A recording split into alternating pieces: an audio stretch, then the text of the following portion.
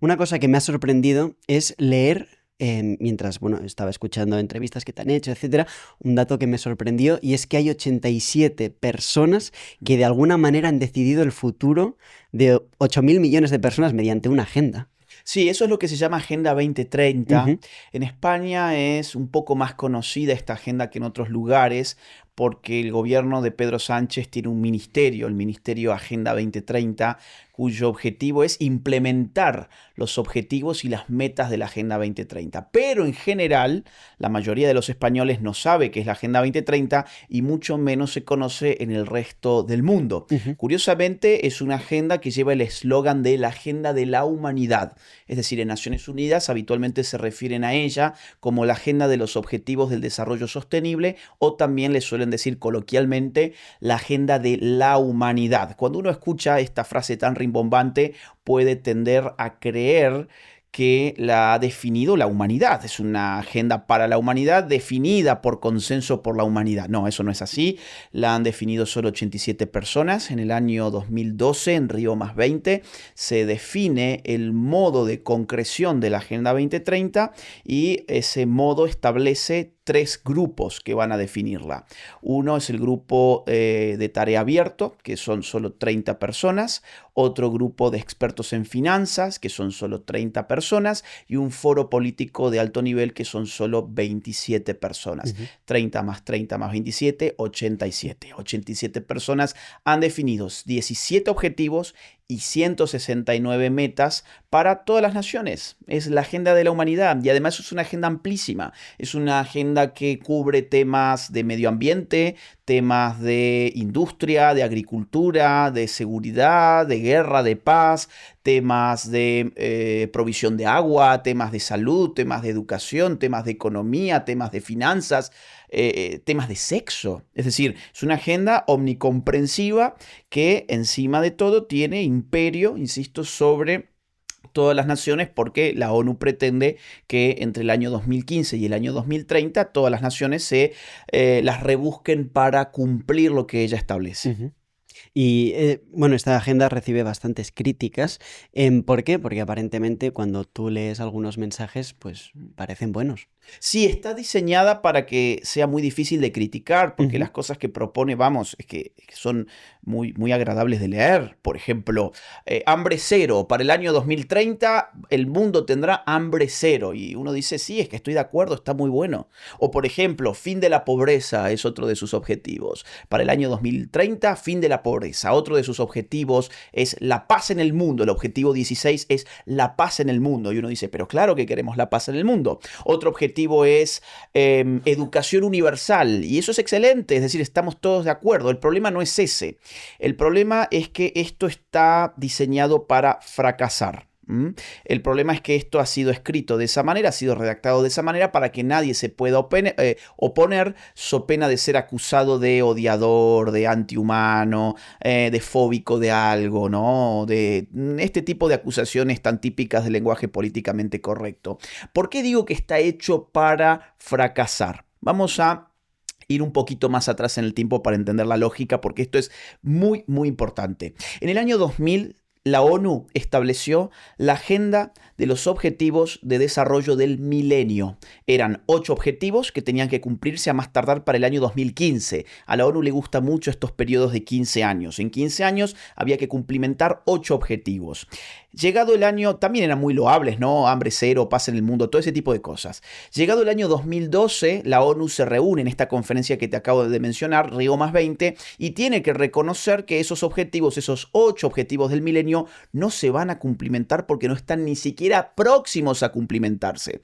Por lo tanto, la ONU dice vamos a redefinir esta agenda de cara al año 2030. Como resultado de esa redefinición tenemos 17 objetivos y 169 metas. Esto es absurdo, porque si no pudiste con 8, ¿por qué ahora querés implementar 17 y 169 metas que no estaban antes? Esto es tan absurdo como que yo te diga lo siguiente. Mira, Luis, mi objetivo para fin de mes es comprarme un Ferrari rojo.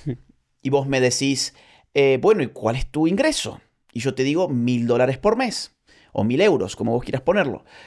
Y vos me decís, mirá, tendrías que redefinir tu objetivo porque es que no vas a llegar, no es un objetivo realista. Y yo, en lugar de contemplar la relación fines y medios, me enojo con vos porque digo, pero vos sos tonto, ¿pero qué te pasa? El Ferrari rojo es hermoso, es buenísimo, sos un anti-Ferrari rojo, no te gusta el Ferrari rojo.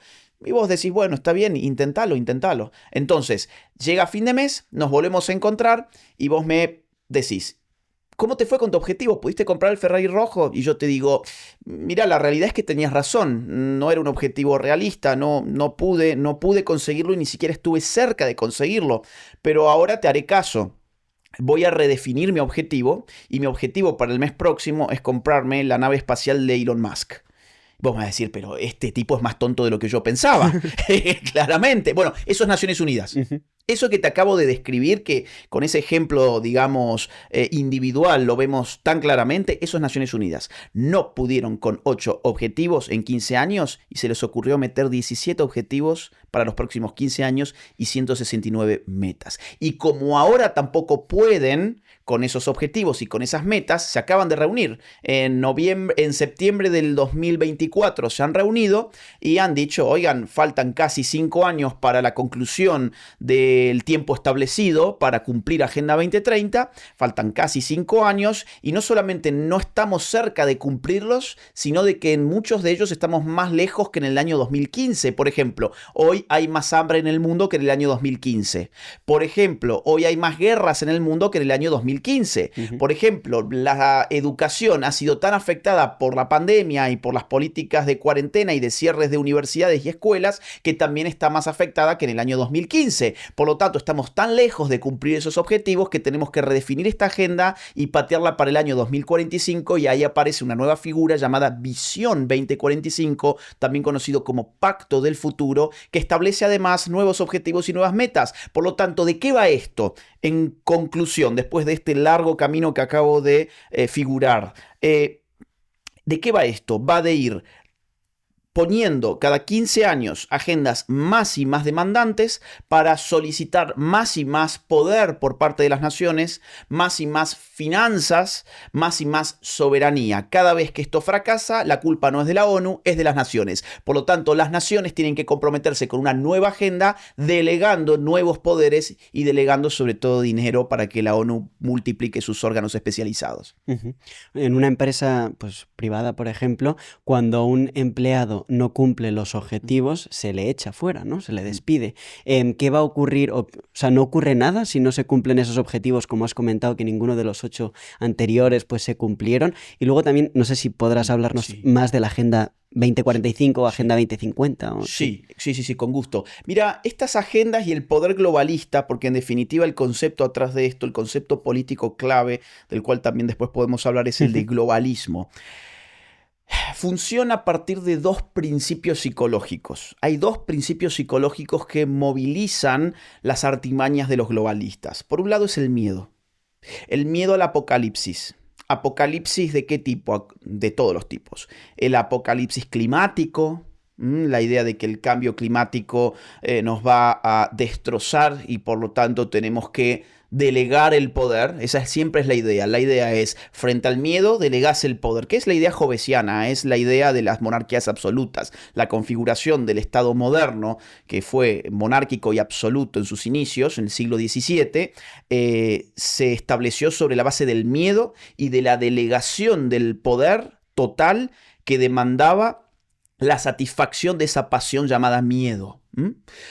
Ahora tenemos el cambio climático, tenemos el tema de las pandemias, a ver cuándo es la próxima pandemia y a ver qué se nos exige en la próxima pandemia. Ya se nos exigió demasiado en la anterior, ahora la gente está especulando con qué se va a exigir y ya la OMS ha avanzado con un tratado internacional sobre las pandemias. Por ejemplo, hace menos de un año, hace 6 meses, la ONU estaba reunida y la OMS en particular, la OMS impulsando una delegación de soberanía de los estados para monitorear y para actuar sobre eventuales pandemias. Tenemos apocalipsis, insisto, por todos lados, apocalipsis nucleares. Tenemos muchos más países armados nuclearmente de lo que nunca ha habido. yo me pregunto, bueno, ¿cómo será una guerra hoy? ¿Cómo será una guerra en un mundo que tiene inteligencia artificial, big data, nanotecnología, biotecnología? Bueno, la guerra la tenemos en distintas zonas, pero la pregunta es, ¿y cómo sería una guerra mundial? ¿Sería una guerra realmente apocalíptica? En la Segunda Guerra Mundial el apocalipsis no era parte de la visión que teníamos de las consecuencias de la guerra, y aquella fue nuestra última guerra mundial. Ya prácticamente vamos a tener que como 80 años de eso. Pero el asunto actual es armas nucleares por todos lados, tecnologías de control por todos lados, inteligencia artificial, insisto, big data, robótica, cibernética, nanotecnología, biotecnología, armas químicas, sumado a cambio climático, sumado a virus, pandemias. Claro, tenés un cóctel ahí explosivo del cual la gente puede sucumbir al terror. Y el terror siempre es funcional para aquel que demanda poder. Si tenés terror, no te preocupes, delégame todo el poder, dame vía libre para hacer lo que yo quiera, porque yo soy el que te va a salvar. Esa es un poco la idea psicológica atrás del avance de estas agendas. Por otro lado es la culpa. Y ahí va el punto que vos mencionabas. Por otro lado es la culpa. ¿Quién tiene la culpa? Vos decís, en una empresa privada, cuando alguien hace algo mal reiteradas veces y no sirve para su puesto, pues se lo echa. Ahora, ¿cómo echás a alguien de Naciones Unidas si vos no lo elegís? ¿Cómo echás a alguien de Naciones Unidas si no sabes quién es? ¿Sabemos? ¿Vos sabés quiénes están en Naciones Unidas? El 99,9% de la gente no sabe quién está en Naciones Unidas, no sabe lo que hace Naciones Unidas, no tiene idea de las agendas que se establecen ahí. Es una caja negra. Es más, lo más importante en Naciones Unidas no ocurre a la vista del público, ocurre en salas cerradas de negociación, donde entran solamente determinadas personas. Entonces, otra vez, ¿cómo controlamos? ¿Cómo echamos? ¿Cómo elegimos? No tenemos ninguna posibilidad de aplicar la lógica que aplicamos ni a la empresa privada ni a los órganos públicos estatales en una democracia y en una república. No podemos hacerlo. Entonces, la consecuencia es, ¿de quién es la culpa? La culpa es de las naciones. Si hay cambio climático, es culpa de las naciones. Si hay virus pandémicos, son las naciones. Si hay guerras, son las naciones. ¿Y quiénes son los buenos? Bueno, los buenos son los que nunca tienen la culpa de nada. Las élites globales. Las élites globales además se montan sobre otro principio de legitimidad, que es el de la filantropía. Ellos son filántropos. Esto lo hemos escuchado hasta el hartazgo en colegios, en universidades, en medios de comunicación. Cuando alguien dice ONU, la mayoría de las personas se le figura un filántropo. La idea de alguien que está entregado por la humanidad, no por su patria, no por su nación, no por su familia, no por su religión, sino por algo tan abstracto llamado la humanidad. Entonces, por un lado están los filántropos y por otro lado están los tecnócratas. Son los dos principios de legitimidad que tiene el globalismo. Acordate, por un lado, psicológicamente el miedo y la culpa, y por otro lado el principio de legitimidad es la filantropía, la idea de que ellos aman a la humanidad y el resto de los humanos comunes y corrientes no aman a la humanidad, y por otro lado los tecnócratas, la tecnocracia, la idea de ellos no tienen ninguna ideología, ellos no tienen intereses políticos, ellos no tienen ninguna doctrina atrás, son técnicos, son expertos, son los que realmente conocen y porque conocen saben cómo solucionar los problemas. ¿Cuáles problemas? Insisto, cambio climático, la gestión de una pandemia, la gestión de una guerra, etcétera, etcétera. Si te ha gustado este corto, tienes la entrevista completa en pantalla y en nuestro canal. Muchísimas gracias.